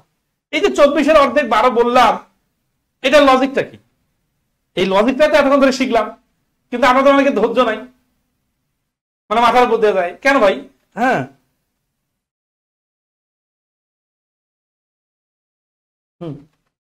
তো যাই হোক, তাহলে মূল থিমটা ধরতে পারছেন সবাই, যে দৈর্ঘ্য প্রস্থ গুণ করে অর্ধেক করলে ত্রিভুজের ক্ষেত্রফল পায়। যেটা আয়তক্ষেত্রের দৈর্ঘ্য প্রস্থ ওইটাই হচ্ছে ত্রিভুজের ক্ষেত্রে লম্ব আর ভূমি, ঠিক আছে। আচ্ছা, ওকে, নেক্সট আসি। ট্রাপিজমে যে বিষয়টা বোঝাইলাম ওইখান থেকে দেখেন প্রশ্ন আসতেছে 24 সালে, বলতেছে কি যে একটা ট্রাপিজমের সমান্তরাল বাহু দূরত্ব 9 সেন্টিমিটার ও 7 সেন্টিমিটার এবং ক্ষেত্রফল 56 বর্গমিটার হলে উচ্চতা কত? বর্গ, এটা সেন্টিমিটার হবে, হ্যাঁ, এটা মিস্টেক করা আছে। এটা সেন্টিমিটারে হবে, ঠিক আছে। তাহলে দেখেন সমান্তরাল বাহু দুটি 9 ও 7, তার মানে একটা হচ্ছে 9 আর একটা হচ্ছে 7, এবং এটা হচ্ছে ট্রাপিজিয়ামের মানে ঘরের চালার মতো বা এক পাশে ছোট বড় যাই হোক, এটার ক্ষেত্রফল হচ্ছে 56। তাহলে এখন আমাদের উত্তর চাইছে কি হচ্ছে উচ্চতা কত, উচ্চতা মানে এই অংশটা। আমরা যদি এটাকে এক্স ধরি ক্যালকুলেশন করি হবে, কোনো সমস্যা নাই। কিন্তু এই যে আমরা যখন এই প্রশ্নটা দেখবো না, অনেকে আসে রিটেনের স্টাইলে অ্যাটলিস্ট 1 মিনিট সময় নিয়ে সমাধান করবে, অথচ আমরা তো 10 সেকেন্ডে সমাধান করতে পারবো। কিভাবে? ফর্মাল সমাধানটা ধরি, এটা মানে বইয়ের স্টাইলে সমাধান দিই। এটা বইয়ে যখন সমাধান দিব তখন কি এই কথাগুলো বইয়ে বোঝানো যাবে? অনেকে বই আর ক্লাসের ব্যাপারে ডিফারেন্সিয়েট করতে পারেন না। বইয়ে তো এই কথাগুলো লিখে এক্সপ্রেস করাই কঠিন, তারপরে আমরা যতটুকু চেষ্টা করি চিত্র দিয়ে, বাট লিখে দেখাচ্ছি। ধরি উচ্চতা সমান সমান এইচ, তাহলে প্রশ্ন মতে এটা হচ্ছে বইয়ের স্টাইলে, এবং এইভাবে 99% স্টুডেন্ট সমাধান করে। সেটা হচ্ছে যে হাফ, প্রশ্ন মতে আমরা জানি যে ট্রাপিজিয়ামের ক্ষেত্রফল ইন্টু হাফ ইন্টু উচ্চতা ইন্টু সমান্তরাল বাহুদ্বয়ের যোগফল, এইটা সমান সমান হচ্ছে 56। তাহলে এই যে হাফ ইন্টু এইচ গুণটু 9 আর 7 হচ্ছে 16 সমান সমান 56। এই 2 দিয়ে 16কে কাটলে 8, তাহলে এই সমান সমান 8 দিয়ে 56কে কাটলে এই যে 56 ওই পাশে নিয়ে যে 8 দিয়ে ভাগ করে 7 আসতে 56। তাহলে এই প্রশ্নের অ্যান্সার হচ্ছে 7। আপনারা যদি আমার কথাগুলো মানে বুঝেন তাহলে মজা পাবেন, না হলে মনে হবে যে কঠিন। এটা হচ্ছে নরমাল সমাধান, এটা কিন্তু আপনাদের মূল ফোকাস না। আচ্ছা যাই হোক, তারপর যেহেতু একটা ফর্মাল স্টাইলে সমাধান লাগবে এটা দিলাম। এইটুকু লিখতে, সূত্রটা মনে করতে, ফরম্যাটটা দাঁড় করাইতে অ্যাটলিস্ট 1 মিনিট সময় লাগবে। যা একটু দ্রুত পারেন তাড়াতাড়ি করবেন সে হচ্ছে 40 সেকেন্ড সময় লাগবে। কিন্তু আমি যে কথাটা একটু আগে বললাম যে ট্রাপিজিয়ামের ক্ষেত্রফলটা আসলো কোথা থেকে, এই জিনিসটা যদি ফিল করতে পারেন তাহলে এই রকম প্রশ্ন বা এই প্রশ্ন থেকে এই রকম প্রশ্নগুলা এই যে খাতা কলম ছাড়া মুখে মুখে বলা যাবে। এই জন্য আপনার চোখের সামনে ট্রাপিজিয়ামের ক্ষেত্রফলটা ভাসতে হবে, বুঝছেন? মানে আপনি যে দেওয়ালে দেখতেছেন, দেখবেন যে ট্রাপিজিয়াম এরকম এরকম করে ক্ষেত্রফল আসে। এটা ভাষার জন্য কি করা লাগবে? ওই যে লজিক্যাল যে ব্যাখ্যাগুলো দিলাম ওইটা নিয়ে একটু সময় দিতে হবে, কয়েকবার দেখতে হবে, নিজে বানায় বানায় সূত্রটা নিয়ে ডিল করতে হবে, তাহলে আপনি পুরো জিনিসটা চোখে আপনি ভাসাইতে পারবেন। দেখেন আমার চোখে কিভাবে ভাবতেছে, দেখেন সমান্তরাল বাহু, যখন ট্রাপিজিয়ামের কথা বলছে তখন তো আমার মাথায় খেলতেছে ট্রাপিজিয়াম কিভাবে হয় ক্ষেত্রফল। আচ্ছা, তাহলে যে বাহু দুটি সমান্তরাল বাহু দুটি হচ্ছে 9 আর 7, সমান্তরাল বাহু 9 আর 7 মানে কি অসমান, ঠিক আছে? তাহলে 9 আর 7 এর গড় কত? 8। 8 কি? আর হচ্ছে ওই ট্রাপিজিয়ামটা দৈর্ঘ্য, খেয়াল করেন, আর ক্ষেত্রফল 56। তাহলে একটা আয়তক্ষেত্র যদি বলতাম আর বলতাম যে দৈর্ঘ্য 8, তাহলে প্রশ্ন কত? তখন কি আপনি লিখতেন, নাকি আমি লিখলে আমাকে বোকা বলতেন আর আপনি মুখে মুখে করে ফেলতেন যে 8 আর 7 গুণ 56 ভাগ করলেই তো হয়ে যাচ্ছে, এবার লিখতে যাচ্ছে কেন? কিন্তু যখন আমি ট্রাপিজিয়ামের কথা বললাম তখন কিন্তু আপনার মাথা গরম হয়ে গেছে, আপনি তখন না লিখে বলতেছেন, ডাইরেক্ট তো মাথা আসতেছে না, 56কে যে 8 দিয়ে ভাগ করতে হবে এই ফিলিংসটা আপনার ভেতরে নাই, 99% স্টুডেন্টের নাই। কি আছে? ট্রাপিজিয়ামের সূত্রটা মনে হচ্ছে না, এটা যোগ হবে না গুণ হবে, কি যেন একটা সূত্র আছে। এইরকম সমস্যা আছে 50 থেকে 70% স্টুডেন্টের। আর 99% সমস্যা হচ্ছে কি যে এই ট্রাপিজিয়ামের ভেতর থেকে বাইরে হতে পারবে না। কিন্তু ট্রাপিজিয়ামটাকে যে আয়তক্ষেত্রের স্টাইলে চিন্তা করা যায়, এইটার জন্য যে 9 আর 7 এর গড় 8 এই জিনিসটা রিলেট করতে হয়, এবং এইটার মাধ্যমে যে 40-50 সেকেন্ডের প্রশ্নটা 5 সেকেন্ডে করা যায়, এবং এইভাবে যে 30-40 সেকেন্ড সময় সেভ করে আরো 2টা প্রশ্ন বেশি উত্তর করে আরো 2000 সিরিয়াল আগে থেকে অন্যরা ভাইভাতে পেন্ডিং থাকবে আর আপনার চাকরি হয়ে যাবে, এইভাবে যে রিলেট করা যায় এটা অনেকের মাথায় কাজ করে না। অথচ এই ট্রাপিজিয়াম ক্লাস 5 এর বাচ্চারা পড়ে। তাহলে বিষয়টা হচ্ছে যে আপনার সুচিকিৎসা না হওয়ার কারণে অসুখ সারতেছে না। প্যারাসিটামল সবখানে খাইলে কিন্তু সব অসুখ সারবে না, ঠিক আছে? আপনি পারবেন মনে হবে, কিন্তু আসলে পারবেন না। মানে আপনি জ্যামিতি একটু পারতেছেন, আপনি ত্রিভুজ কোণ রিলেটেড অনেকগুলো বেসিক জিনিস পারতেছেন, কিন্তু আপনি পরীক্ষার হলে যা টাইম মিলাইতে পারতেছেন না। এইরকম সমস্যা অধিকাংশ স্টুডেন্টের, যে মোটামুটি আমি টিউশনি করে আমি তো পারি, এগুলো জিনিস তো চেনা চেনা লাগে, এটা তো আমি পারবো, এটা তো সমস্যা নাই, কিন্তু পরীক্ষা নিলে ভাই পরীক্ষার হলে যে কি হয়েছিল টাইম মিলাইতে পারি নাই, হ্যাঁ সময়ের অভাবে এই কমন প্রশ্নের উত্তর দিতে পারি নাই। এই সমস্যাটার সমাধান যদি চান তাহলে আমাদের কোর্সে খুব দ্রুত রেজিস্ট্রেশন করে ফেলেন, কারণ আমরা এই আপনার সব থেকে মানে জটিল অসুখ যে সেই অসুখের অ্যান্টিবায়োটিক প্রদান করতেছি, ঠিক আছে না? প্রফেসর লেভেলের ডাক্তারদের ভিজিট বেশি কেন? কারণ সে দেখেই বুঝতে পারে যে এই ডাক্তারের এই অসুখ সে কয়েক হাজার বার ট্রিটমেন্ট করছে, তাহলে ও যত দ্রুত সহজে ট্রিটমেন্ট দিতে পারবে। যে লেকচারার ভার্সিটিতে কেবল জয়েন করেছে বা কেবল মেডিকেল এমবিবিএস পরে পার হয়েছে, সে তো ওষুধের নাম লিখতে তো কয়েকবার চিন্তা করবে, কয়েকবার কনসালটেন্টের কাছে হেল্প নিবে। তা আপনারা আপনার অসুখ যদি বুঝতে না পারেন, ডাক্তার যদি চিনতে না পারেন, তাহলে সবাইকে আপনার ফার্মেসির যে ওষুধ বিক্রি করে তাকে ডাক্তার মনে হবে। ঠিক আছে, এই ডিফারেন্সিয়েট গুলো করতে না পারার কারণেই আপনারা বছরের পর বছর অঙ্ক শিখতে আছেন, কিন্তু দেখা যাচ্ছে যে পরীক্ষার হলে যে আবার কয়েকবার ধাক্কা খেয়ে আসে, এবার অ্যান্টিবায়োটিক ট্যাবলেট কোথায় পাওয়া যাবে সেই ডাক্তার খুঁজেন। ঠিক আছে, এগুলো সেকেন্ডে পারা যাবে। 56কে 8 দিয়ে ভাগ করলে 7 আনসার, এই 7 আনসার বলার সাথে সাথে। এবং এটা আমি বানাই দিইনি ভাই, এটা 24 সালের প্রশ্ন। এরকম আরো আপনি 10টা প্রশ্ন পাবেন 22, 23, 24 সালে আসছে।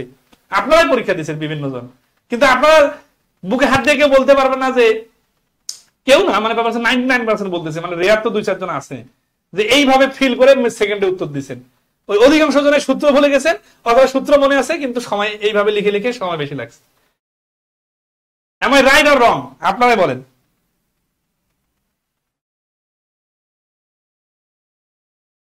ওকে, তাহলে এই পর্যন্ত ক্লিয়ার সবাই? আচ্ছা, আরো কি প্রশ্ন সমাধান করব?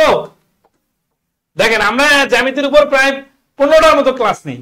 জ্যামিতির একেবারে 0 থেকে হিরো বানাইতে যা যা লাগে তাই তাই করি, কিন্তু আপনার ধৈর্য নাই, আপনি ছটফট করেন। ঠিক আছে, আপনার ইজি ইজি জিনিস মজা লাগে, কঠিন জিনিস মাথা গরম হয়ে যায়। কঠিন ইজি তো ফ্যাক্টর না, ফ্যাক্টর হচ্ছে পরীক্ষায় যেগুলো আসবে এগুলো শিখতে হবে। আপনি পারলে কঠিন গুলো সহজ মনে হবে, আর না পারলে সহজ গুলো কঠিন মনে হবে। এটা তো বেসিক থিম, তাই না? আচ্ছা, তো এই জন্য আপনার কি করতে হবে? সময় দিতে হবে। সময় যদি আপনি পারফেক্ট জায়গায় পারফেক্ট সময় দেন, তাহলে কি আর সমস্যা থাকবে? থাকবে না। আচ্ছা, আর একটু আলোচনা করবো নাকি আজকে ক্লোজ করে দেবো বলেন?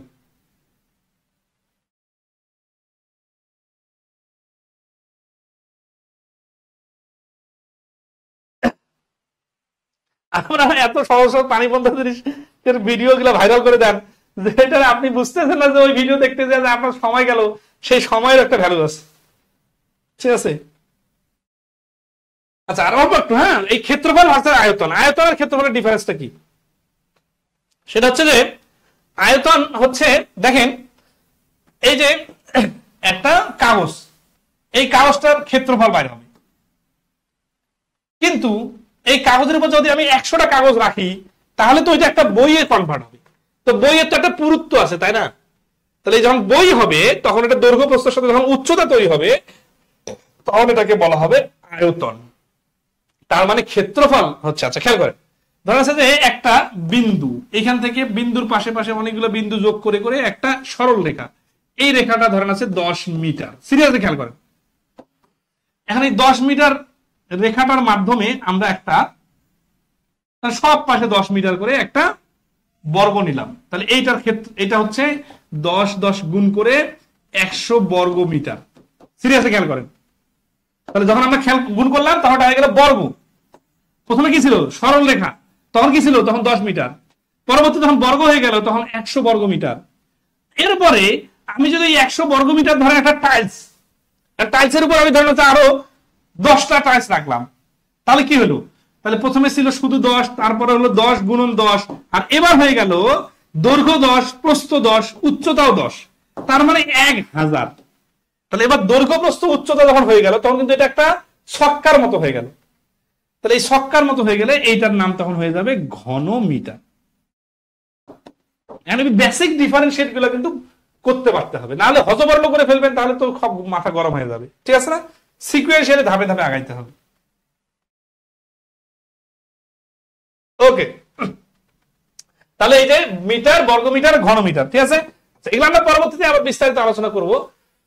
কর্ণ ভার্সেস অতিভুজ, ঠিক আছে, খেয়াল রাখেন, বর্গ যখন হয়, অথবা আয়তক্ষেত্র যখন হয়, অথবা সামান্তরিক যখন হয়, অথবা রম্বস যখন হয়, তখন এগুলোর কর্ণ থাকে।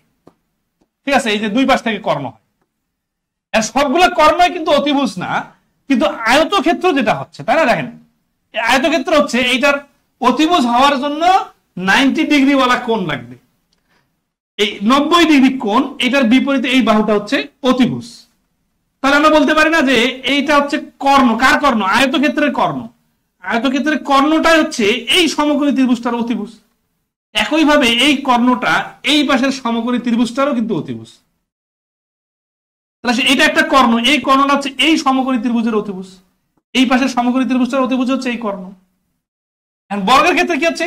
বর্গের ক্ষেত্রে এই বাহু সমান, এটাকে বলা হয় তখন সমদ্বিবাহু। আর এই যে কর্ণটা, এই যে কর্ণটা, এটা হচ্ছে অতিভুজ। তখন এই ত্রিভুজটার নাম হয়ে যায় সমদ্বিবাহু, সমকোণী ত্রিভুজ, কারণ কি এটা দুই পাশের বাহুটা সমান। আচ্ছা, তো এখন আসি, এগুলো যদি আমরা রিলেট করে করে পড়ি তাহলে এক সূত্র দিয়ে অনেকগুলো কাজ করা যাবে। একটা সূত্র থেকে একটা সূত্র কিভাবে বাইরে হলো সেটা রিলেট করা যাবে, এবং অল্প পরিশ্রমে জ্যামিতি আপনার চোখের সামনে সবকিছু ভাসবে। কিন্তু আমরা মানে জীবনভর পরিশ্রম করি, কিন্তু জাস্ট শেষে এসে ভুলে যাই, কারণ এলোমেলো করে বিশৃঙ্খল ভাবে অনেক কিছু করি। তো আমাদের বেসিক ম্যাথ বইটা কিন্তু এই জন্য বাজারে সব থেকে ইউনিক এবং সব থেকে বেস্ট, কারণ হচ্ছে যে এখানে প্রশ্নগুলোর ভেতরে যে অন্তমিল আছে, যে কোন প্রশ্নের পরে কোন প্রশ্ন, এই যে গাঁথুনিটা, এটা বাংলাদেশের কোন বইয়ে এত পারফেকশন পাবেন না। অনেকে হয়তো আমাদের বই দেখার পরে চেষ্টা করতেছে এক জাতীয় অঙ্কগুলো একসাথে, কিন্তু আপনারা দেখবেন যে 24 সালের প্রশ্ন লেকচার শিটে আছে এরকম খুব কম।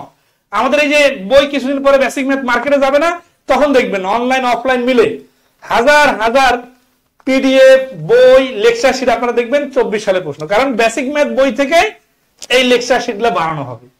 তা আমরা কিন্তু ক্রিয়েট করতেছি, এই সাজানোটা শুরু করতেছি।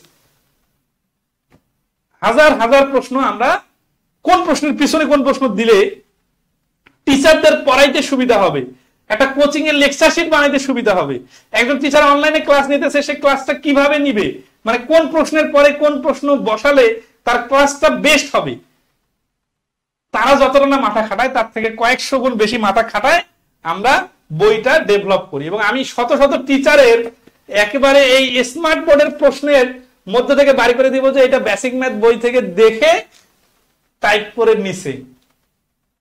তো আপনার তো ভেতরে এই বিষয়গুলো অত সূক্ষ্মভাবে জানেন না, এই জন্য হয়তো বুঝতে পারেন না যে কোথা থেকে কি আসতেছে।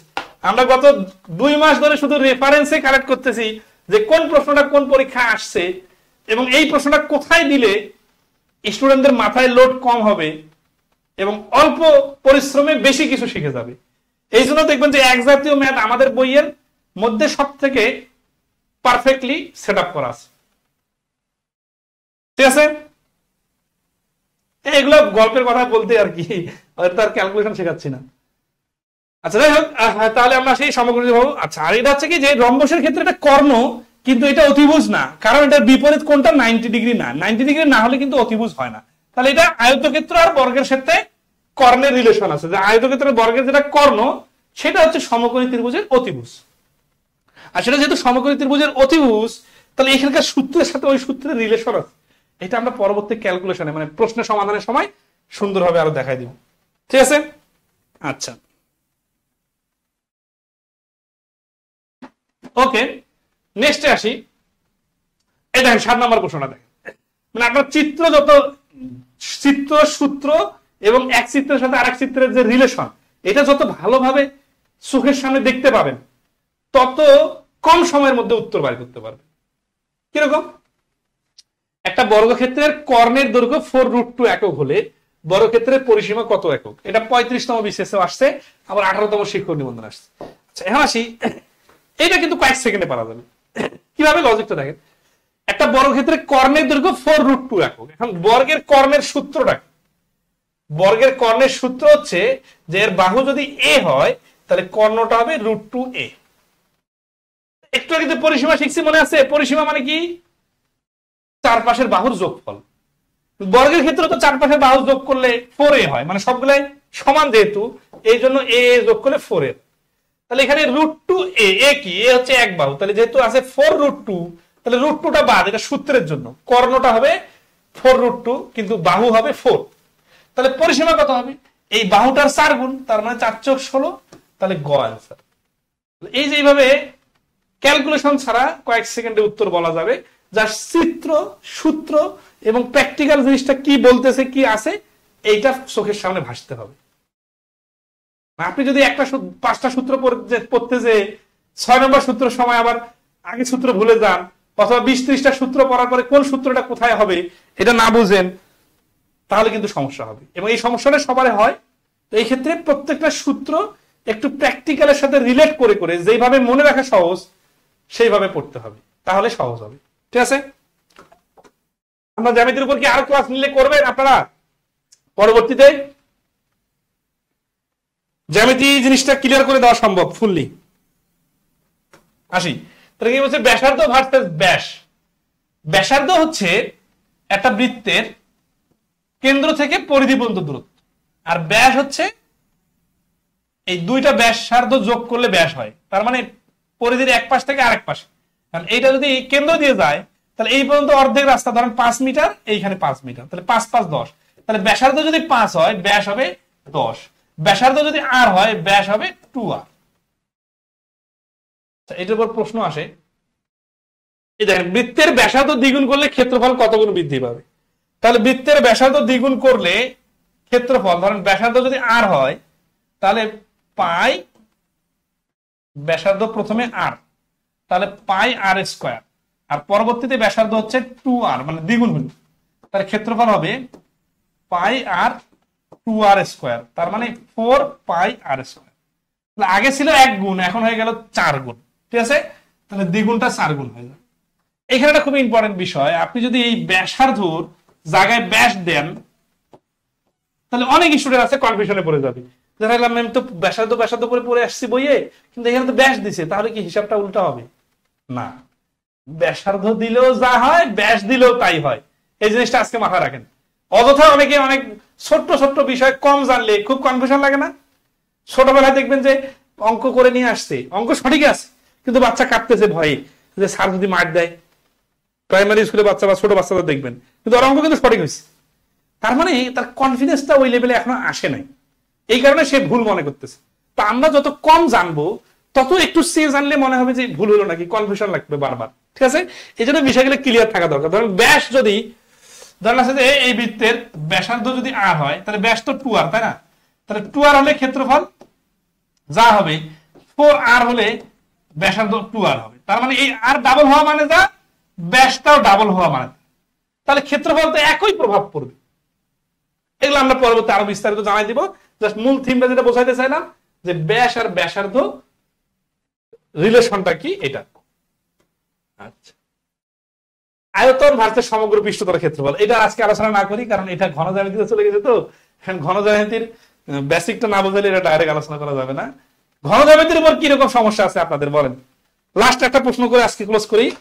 ঘন জ্যামিতির উপর আমরা একটা ক্লাস নিতে চাই, খুব প্র্যাকটিক্যালি এবং বিস্তারিত, যাতে সূত্রগুলো সিরিয়াসলি মুখস্থ করা না লাগে, বুঝে বুঝে প্র্যাকটিক্যালি খেয়াল রাখতে পারেন, এবং প্রত্যেকটা সূত্রের সাথে প্রত্যেকটা রিলেশন গুলো কিভাবে ডেভেলপ হয় প্র্যাকটিক্যালি, ঘন জ্যামিতির ঘন গোলক কোণক এগুলা কিভাবে রিলেট হয়, আর পরীক্ষার প্রশ্ন কিভাবে পরীক্ষার হলে দ্রুত সলভ করা যায়, এই কয়েকটা বিষয় নিয়ে কিন্তু এক সুন্দর একটা জমজমাট ক্লাস নেওয়া যায়।